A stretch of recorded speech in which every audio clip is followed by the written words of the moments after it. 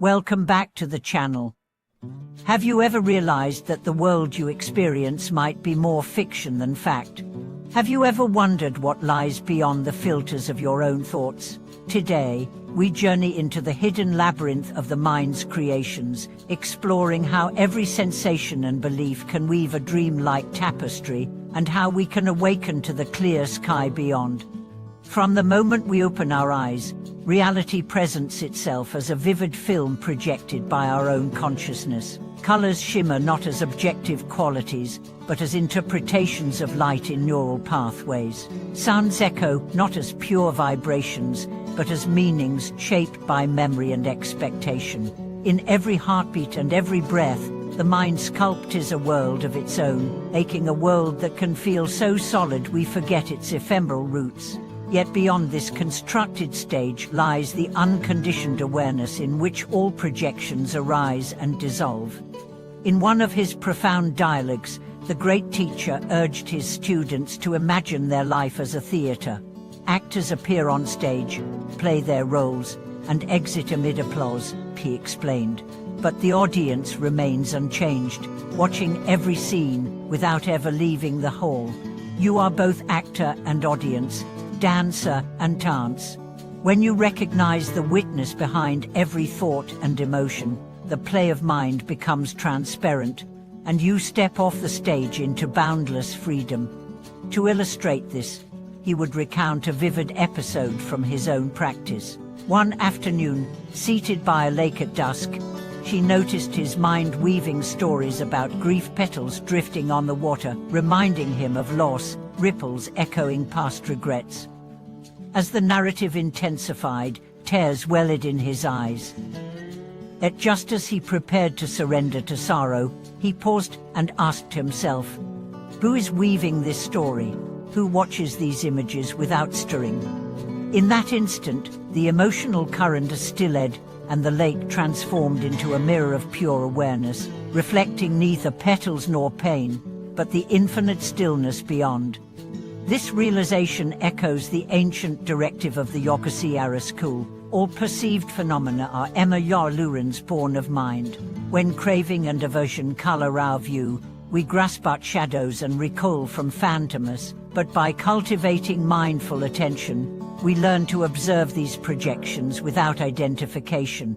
Thoughts arise like clouds, feelings flow like wind, yet the sky of awareness remains untouched, vast and luminous.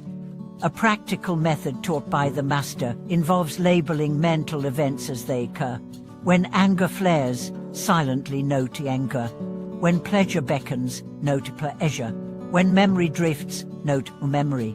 This simple act of naming creates space between witness and image, dissolving the spell of automatic reactivity. Over time, the mind's habitual loops unwind, revealing the fresh immediacy of each passing moment, a moment neither solid nor void, but the very fabric of awakened life. He also stressed the power of symbolic dream work.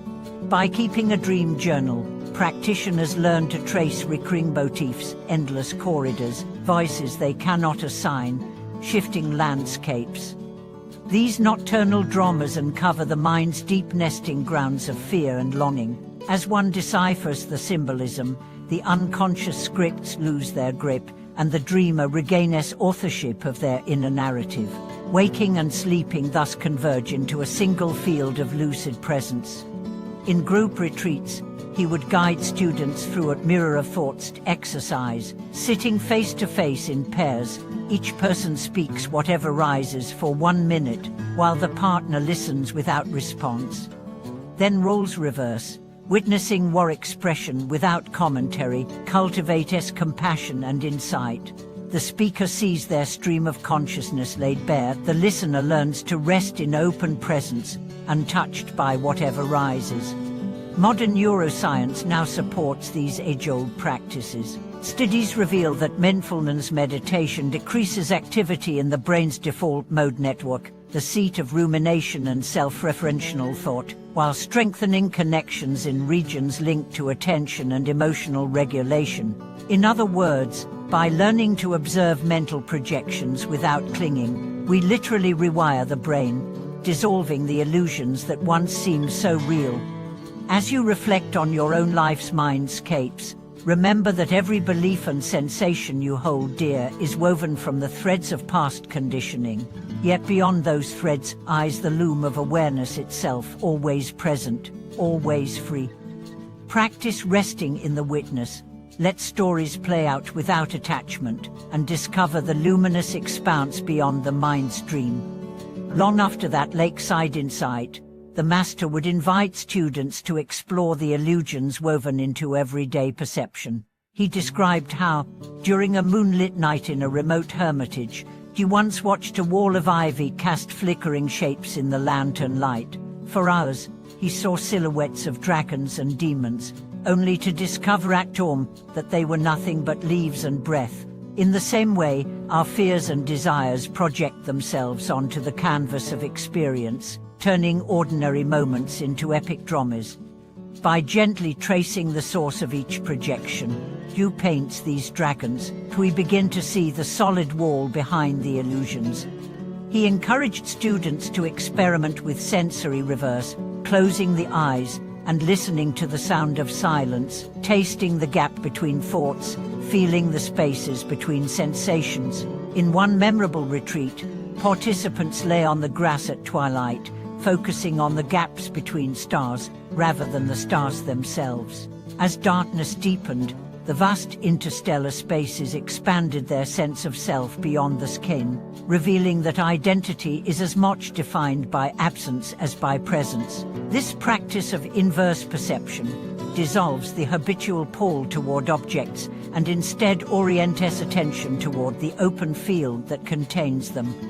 Drawing on the Zen tradition, the teacher would introduce koans not as puzzles to solve but as living keys to unlock mental cages. One favorite was, "Show me your original face before your parents were born." Students wrestled with this paradox until, in a moment of profound disorientation, thought ceased entirely.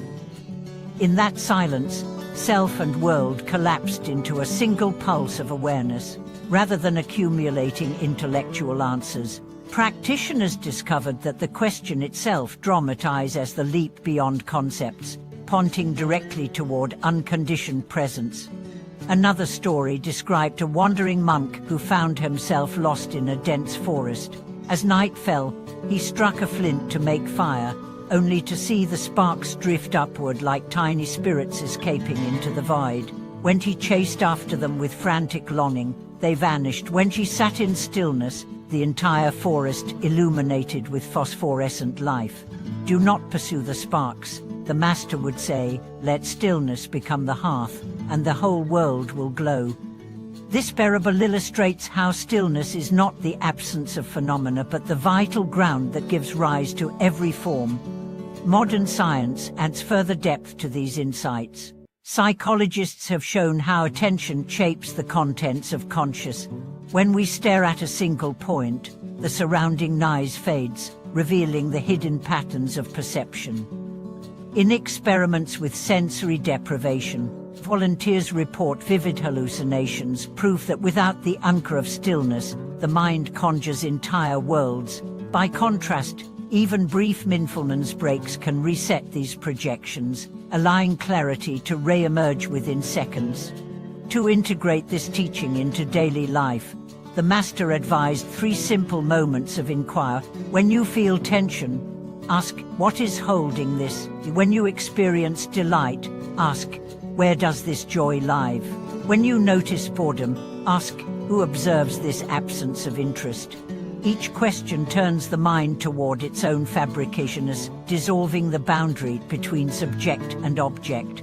Over time, these brief inquiries accumulate, until the dance of projections no longer obscures the clear mirror of awareness. He often reminded students that the path is not linear progress, but an ever-deepening revelation of what was already here.